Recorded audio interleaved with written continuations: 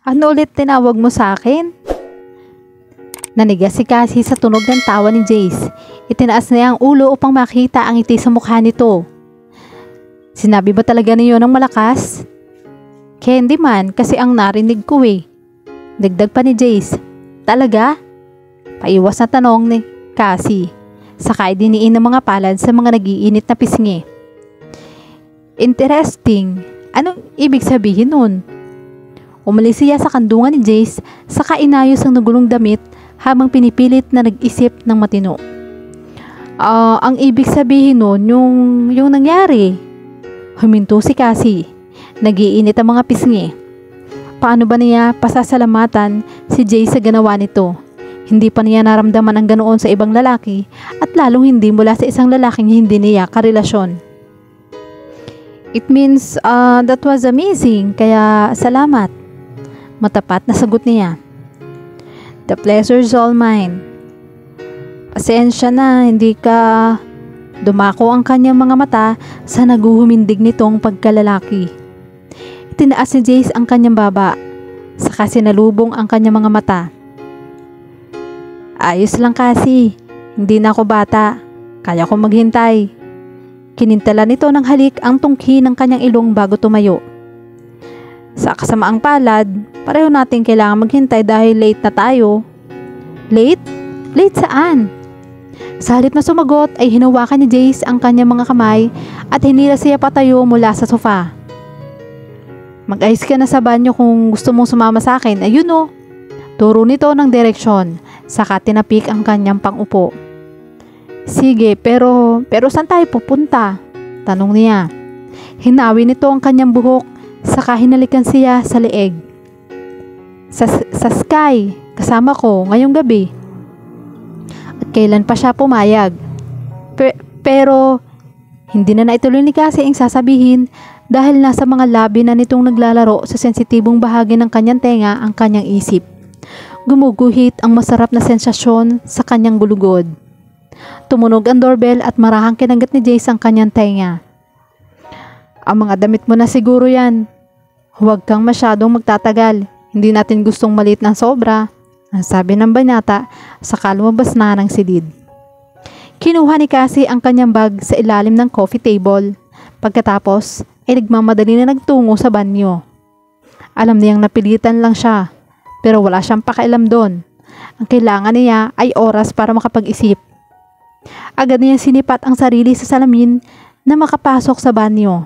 Halos hindi niya nakilala ang sarili. Magulo ang kulot niyang buhok na pinaghirapan niyang ayusin kaninang umaga. Namula ang kanyang mga pisngi at namamaga ang mga labi. Tila lalong tumingkad ang kulay ng kanyang mga mata. Hinaplos niya ang namumulang bahagi sa ilalim ng kanyang labi. May whisker burn doon siya sa baba. Larawan siya ng isang babae na masaya at kontento. Napabuga siya ng hangin. Marahil ay dahil naging masaya na nga siya, ngunit kailangan niya mag-isip ng maayos ngayon. Naghilamos siya, saka pinanggusdan uli ang sarili. Magulo pa rin ang kanyang itsura, pero kahit paano ay bumalik na sa normal ang kulay ng kanyang mga pisngi. Okay, so what had happened out there? She simply wasn't that into sex. Hindi dahil frigid siya o anuman. Ngunit ginagawa na lamang niya ang bagay na yun kasamang isang lalaking kilala at mahal niya. Hindi siya isang estranghero.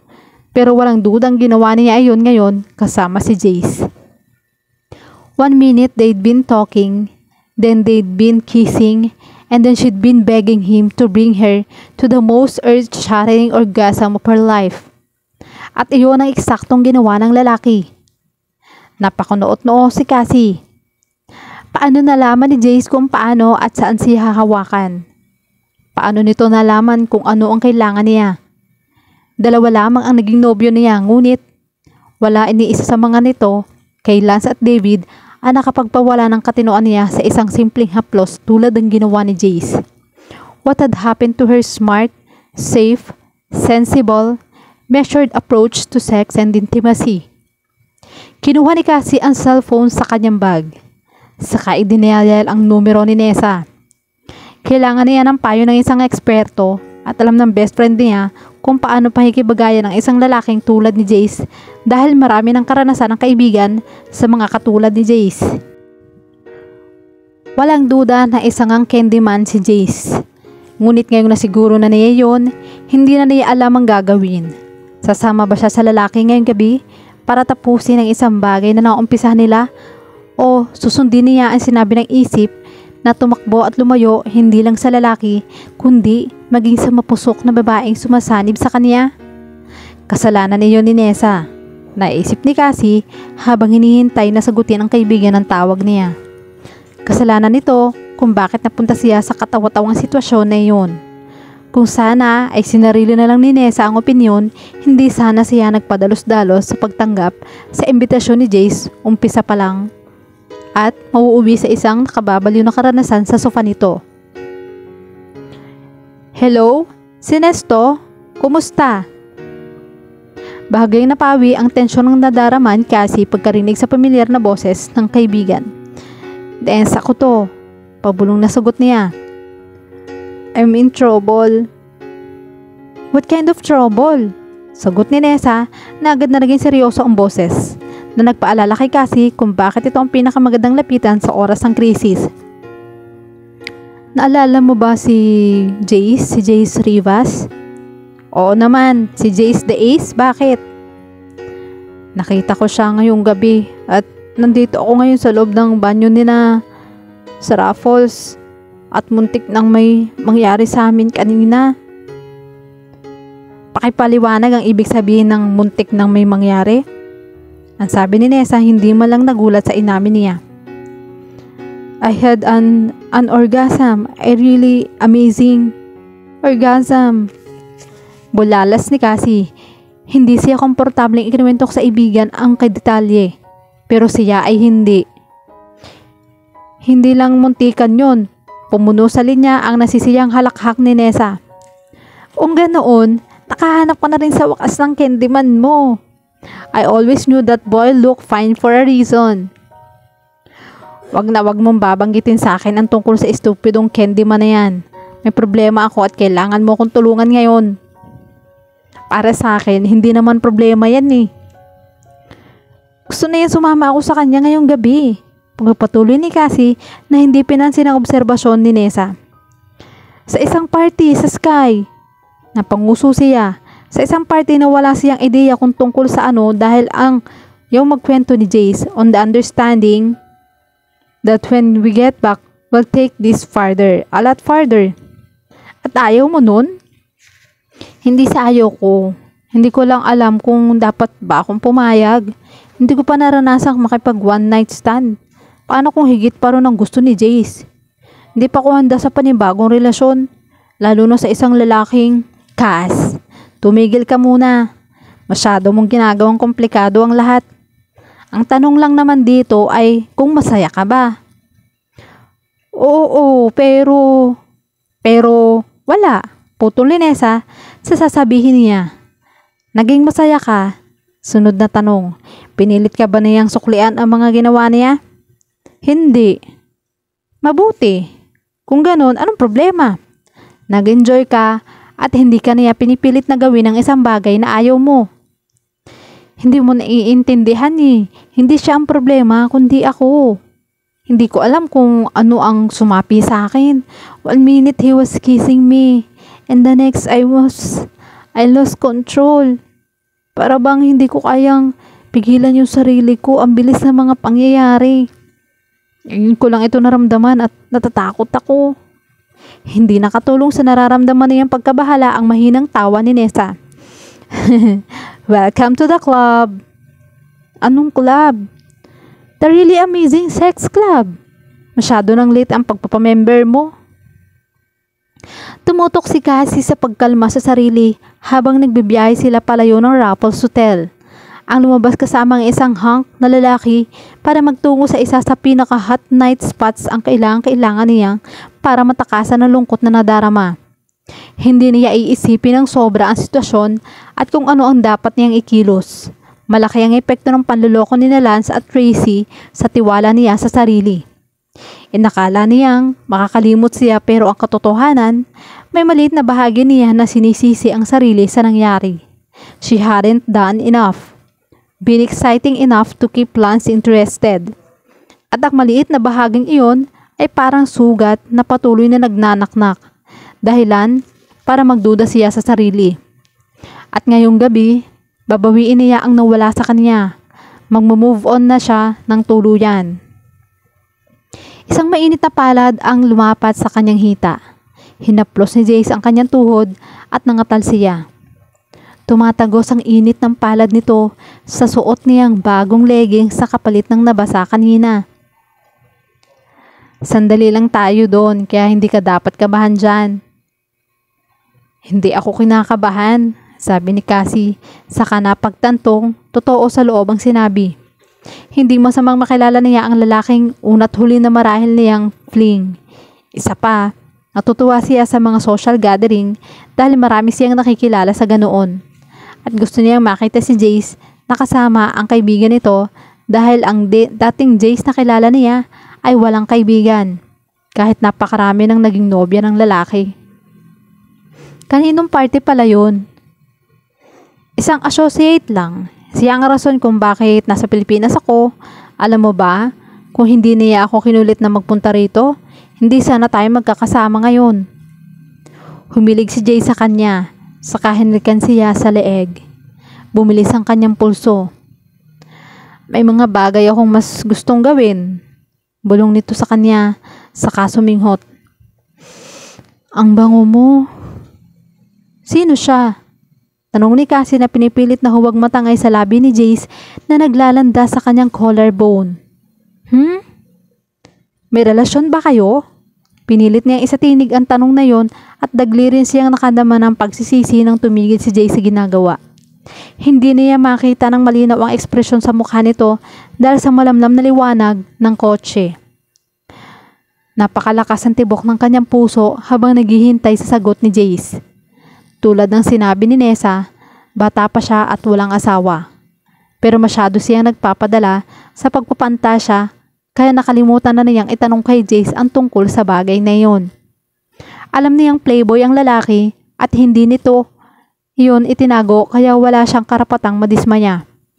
Ngunit ang isiping maaaring may nobya nga si Jace ay halos magpabaligtad sa kanyang sikmura. Kaano ba kasama ang tingin mo sa akin? May halong pagbibiro ang tanong na yon, ngunit nahalata ni Cassie ang talim doon. Nakahinga na siya ng maluwag. Noon lang niya napagtatanong pinipigil pala niya ang paghinga. Sinabihan niya ang sarili na hanggang pisikal lang ang kaginhawang iyon. Nakumbinsi na niya ang sarili. Magsasaya siya ngayong gabi at talagang madidisma siya kung masisira ang lahat sa huling sandali. Hindi naman sa ganon. Gusto ko lang makasigurong single ka dahil hindi magiging tama para sa akin na makasama ang isang lalaking pagmamayari na ng iba. Naniga si Jay sa sinabi ni Cassie. Hindi niya gustong natatanong tungkol sa kanyang personal na buhay. Pero kasalanan niya yon. Hindi niya masisisi si Cassie sa kagustuhang makilala pa siya.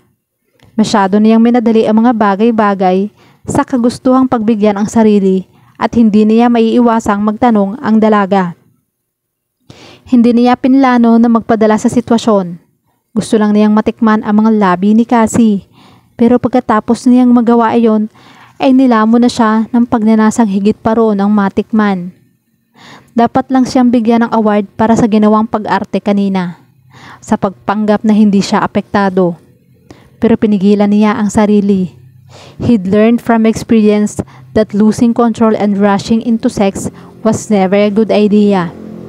At ang pagkilala nila ni Helen ngayong gabi ang pagpapaalala sa kanya ng lahat ng dahilan kung bakit hindi siya dapat naging mahina sa mga babae kahit sa inosenteng katulad ni Cassie. Hindi niya kilala ang babae at wala siyang balak na kilalanin pa ito bukod sa pisikal na aspeto. Ang tanging nag-uugnay lang sa kanila ay ang atraksyon nila sa isa't isa na mawawala rin pagkatapos ng gabing ito. Ngunit kahit ganoon ay hindi niya maikakaila ang nadaramang pagkakabagabag. Wala akong karelasyon, sagot niya na pinilit pinakasyol ang tinig. Hindi ko gagawin ang ginawa ko sa'yo kung meron. Sorry, ang sabi ni Cassie sa mahinang tinig. I didn't mean to imply that you weren't honorable.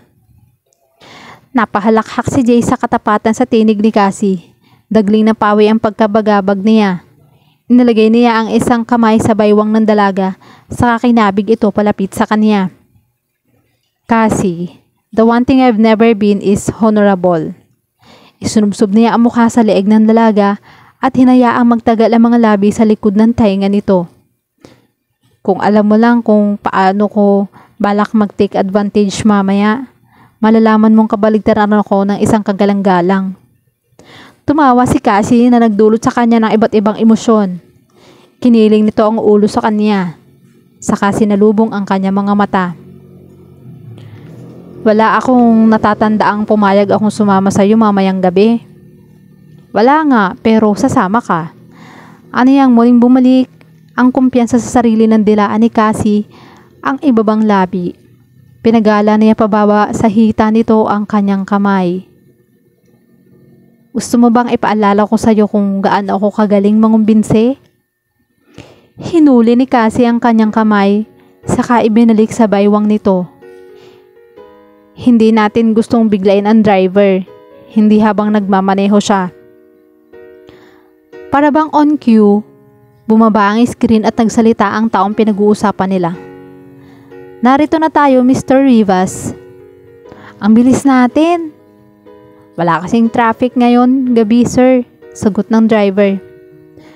Blikan mo kami pagkalipas ng 1 oras. Bili ni Jace na makababa na sila ng sasakyan at isinara na niya ang pinto niyon.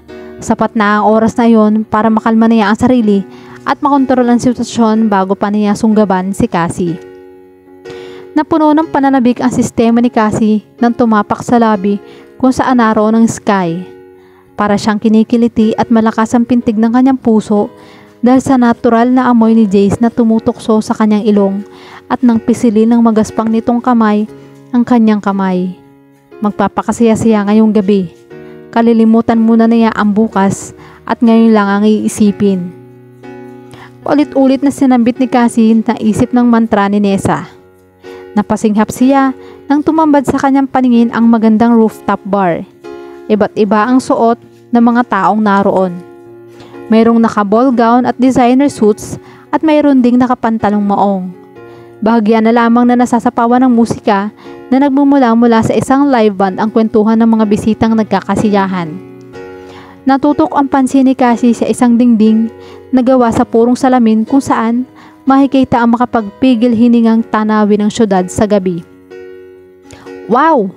Hindi nakapagtatakang sikat ang lugar na ito. Nag-aalang ang sabi niya, naninigas ang kamay niyang hawak ni Jace. Hinigpitan nito ang pagkakahawak sa kanyang kamay.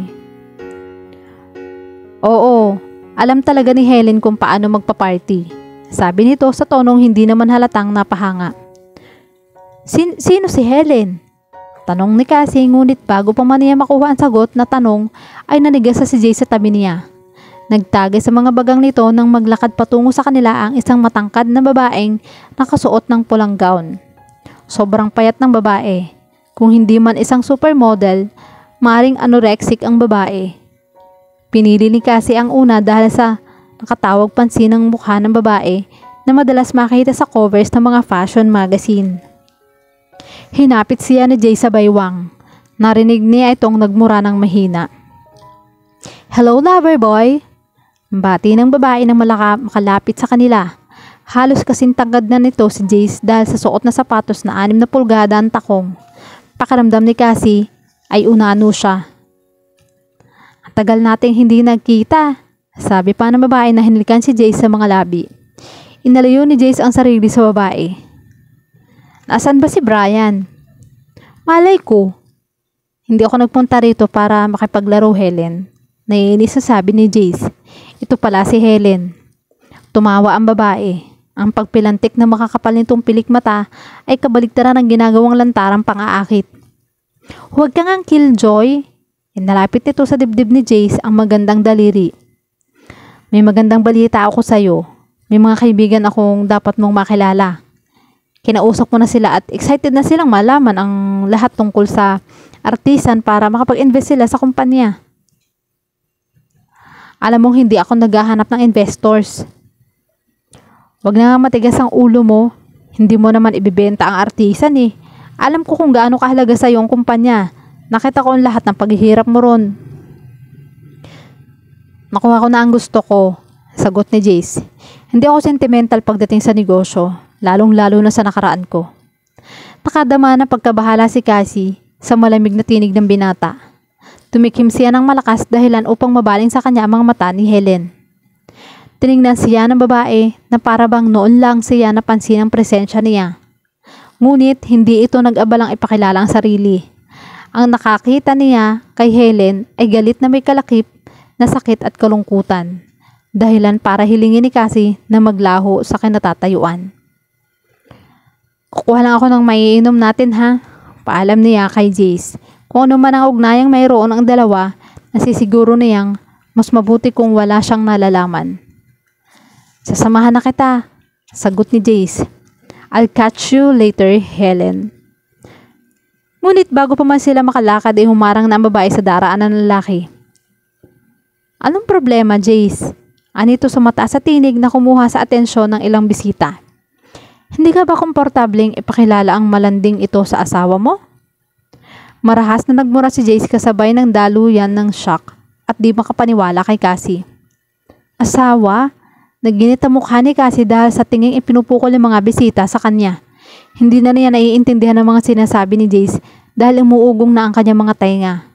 Binawi niya ang kamay mula sa pagkakahawak ng lalaki, saka walang lingon likod na tumakbo palabas ng restaurant. So much for her fabulous adventure, anang isip niya habang walang tigil niyang pinipindot ang boto ng elevator. Nahulaan na dapat niya yun nung una pa lamang. Naghangad siyang magkaroon ng fling at nagkataong ang lalaking napili niya ay may asawang tao pala. It would be ironic if the guilt and embarrassment and the stupid sense of betrayal tumbling about in the pit of her stomach weren't making her gag. Sandali lang kasi. Isang kamay ang dumaklot sa kamay sa kanyang braso at pinihit siyang paharap. Saan ka pupunta? Uuwi na ako.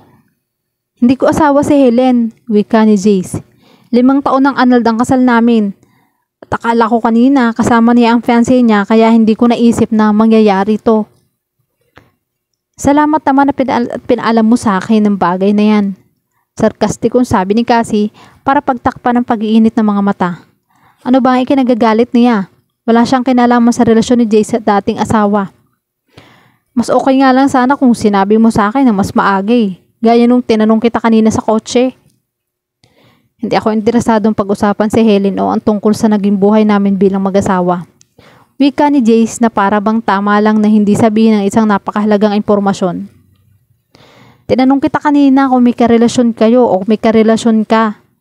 At wala kang sinabing kahit ano. Tinitigan ni Cassie ang display panel ng elevator na animoy nakasalalay ang buhay niya roon. Hindi na niya gustong tingnan ang katabi. Bakit ba kasi ang bagal ng elevator?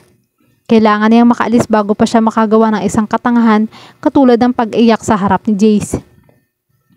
Dahil wala akong kailangan sabihin, hindi naman talaga ako na-inlove sa kanya. Hindi sa totoong kaluhugan ng salitang involvement.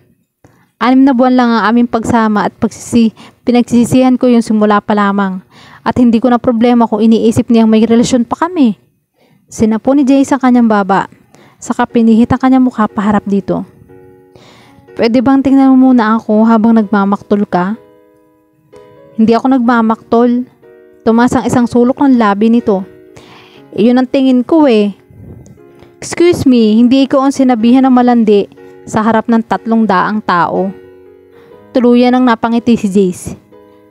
Sigurado akong nasa mga 250 lang. Pumiksi si Cassie nang hawakan siya ng binata sa balikat. Now, Cassie, you're not looking at the bright side. Natatawang sabi nito. What bright side? Asik niya sa nilabanan ang mapanungsong ngiti ng binata. Napahiya siya. Tinawag siya na malandi ng isang babae na hindi niya kilala. At parang biro lang ang lahat kay Jace. She wasn't about to humor him. Sinundan siya ni Jace sa loob ng elevator at pinindot ang button para sa ground floor. Nakulong siya sa pagitan ni Jace at ng elevator nang ilagay ng binata sa magkabilang gilid ng kanyang mukha ang dalawang kamay nito. Ang magandang nangyari ay nakalis tayo agad, 1 oras na mas maaga kaysa plano natin. Iniisip mo pa rin bang papayag akong sumama sa iyo ngayong gabi? Tanong ni Cassie habang pinipilit na magtungong galit ang tinig, ngunit mas pinangangapusan siya ng hininga. Kung gano'n, nagkakamali ka. Hindi ka magaling magsinungaling. Sabihin mo sa akin na ayaw mo sa akin at ihahatid na kita sa bahay mo. Hindi magawa ni Cassie na sabihin niyon dahil ang totoo ay gusto niya si Jace. At tama ito, hindi nga siya magaling magsinungaling. Handa ka na ba para sa candy mo? Paungol na tanong ni Jace. Puno ng pagnanasa ang boses nito nang itulak ng paa ang pinto ng suit para sumara. Napahangighik naman si Cassie. Dumadaloy ang pananabik at pagnanasa sa bawat himaymay ng kanyang katawan. Mahinang tumama ang kanyang likod sa dingding ng lobby. Ang matigas na katawan ng binata ay nakadiin sa malambot niyang dibdib. Oo, pakikiplag-flirt din niya. Isinuklay niya sa malambot na buhok ni Jace ang kanyang mga daliri. Don't think, just feel and enjoy, ang sabi ni Cassie sa sarili, kahit na nga ba imposible ang mag-relax dahil pakiramdam niya ay sasabog na siya. She and Jace had kissed and touched on the ride home, na lalo lamang nagparubdob sa nararamdaman nilang pangailangan sa isa't isa. Ngunit dahil sa suot nilang mga damit, ang bawat haplos ay nagdudulot ng pagkainip kasabay ng pagkasabik. Abala ang mga kamay ni Jace sa paghuhubad ng jacket niya nang hindi inilalayo ang mga labi sa kanyang leeg. Pagkatapos ay hinapit siya palapit sa katawan nito. Damang-dama niya ang pagkabuhay ng pagkalalaki nito na nakatikit sa kanyang tiyan. Napakarami mong suot na damit. Pinasok ni Cassie ang kamay sa suot na sweater ni Jace at dinama ang dibdib nito. Ikaw rin.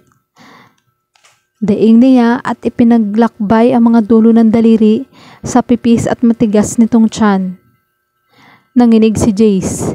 Tumawa ito, saka humakbang paatras. Solusyonan natin yan. Nagumpis itong maghubad ng saplot. Parang tuod na pinanood ni Cassie ang magandang katawan, unti-unting nahahantad sa harapan niya. Bakit nakatayo lang siya roon? Dapat na rin siyang maghubad. Hinubad niya ang sapatos, saka tinangkang hubadin din ang blusa, pero pinigilan siya ni Jace. Huwag. Binitiwan niya ang blusa, unti-unting nawawala ang kapangahasan. May problema ba? Ayaw ba nitong makita siyang hubad? Nagmura ng mahina si Jace. Kwarto. Saka nagmamadaling hinila siya sa pasilyo. Binuksan ni Jace ang pinto papasok sa isang malaki at fully furnished na silid na may malaking kama sa gitna. Pinakawalan siya nito. Saka nagtungo sa mesang katabi ng kama para maghalungkat. Makalipas ang ilang segundo, ay may ipinatong itong maliit na kahon sa ibabaw ng kama. Pambalot. Naisip kong ihanda yan bago pa ako mawala ng kakayahang mag-isip. Napangiti si Cassie. Tuwang-tuwa siya sa kasing atat na ni Jace. Ngunit nang kumilo siya para hubarin ang suot na blusa, ay nagmamadaling tinawid nito ang distansya nila at pinigilan ng kanyang mga kamay. Huwag. Sandali. Dinikit nito ang noo sa kanyang noo. Saka iningat ang ulo upang halikan siya sa sentido. Hindi tayo nagmamadali. Ako ang gagawa niyan. Okay. Pagsang-ayon ni Cassie. Iniangat ni Jace ang laylayan ng kanyang blusa. Saka marahang hinubad iyon at inihagi sa likuran. Nahigit ni Cassie ang hininga nang makita ang pagnanasang nakaguhit sa mga mata ni Jace. Gumala ang mga mata nito sa kabuuan niya. Parang hinahalpos siya ng titig nito. Ramdam niya ang init na nagmula sa kanyang mga pisngi, pababa sa kanyang mga dibdib. pababa pa sa humpungan ng kanyang mga hita hanggang dumako sa daliri niya sa paa. Tuluyang nalantad ang kanyang katawan nung hubarin ni Jace ang kanyang bra. "You're perfect," sabi nito sa kanya. Parang piniga ang puso ni Cassie sa sinabi ni Jace. Wala pa ni isang nagsabi sa kanya na perpekto siya. Naghinang ang kanyang mga mata, sapuhin ni Jace ang kanyang mga dibdib. Kapag kuway, yumuko ito para isubo ang isang nananabik doon. Napasabunot si Cassie sa buhok ni Jace. Saka iniarko ang katawan palapit dito. Isang ungol ang kumawala sa kanyang lalamunan nang malipin na milipit na siya. Hindi niya alam na sensitibo pala ang parteng yun ng kanyang katawan.